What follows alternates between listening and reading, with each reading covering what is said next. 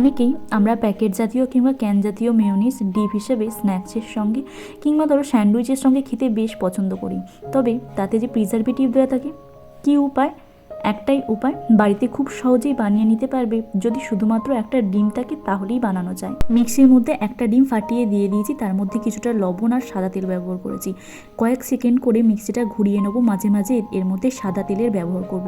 যখন দেখবে একটা থিক পেস্ট তৈরি হয়ে যাবে, তখনই কিন্তু আমাদের মেয়োনিজটা রেডি হয়ে যাবে। তোমরা এটা চাইলে হ্যান্ড বিটারেও তৈরি করে নিতে পারো, তবে সেটা একটু বেশ সময় সাপেক্ষ।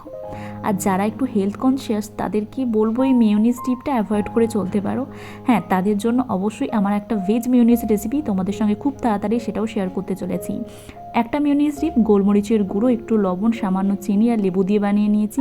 আর বাকি দুটোটায় নর্মাল টমেটো কেচাপ ব্যবহার করে মেয়োনিজ ডিপ তৈরি করে নিয়েছি। আর একটায় একটু ধনেপাতা, কাঁচা লঙ্কা, রসুন থিতো করে সেটা দিয়ে মেয়োনিজ ডিপ তৈরি করে নিয়েছি। 3টে মেয়োনিজ ডিপের সঙ্গে খাওয়ার মতো বেশ কয়েকটা স্ন্যাক্স রেসিপি আমি শেয়ার করতে চলেছি। Stay tuned. দেখা হচ্ছে পরের নতুন কোনো ভিডিওতে। ভিডিওগুলো যদি ভালো লেগে থাকে প্লিজ সাবস্ক্রাইব করে দিও। কেমন লাগলো মেয়োনিজ ডিপগুলো অবশ্যই ট্রাই করতে হবে, কিন্তু এগুলো কাঁচের বয়ামে ভরে তোমরা ফ্রিজের মধ্যে স্টোর করেও রাখতে পারো।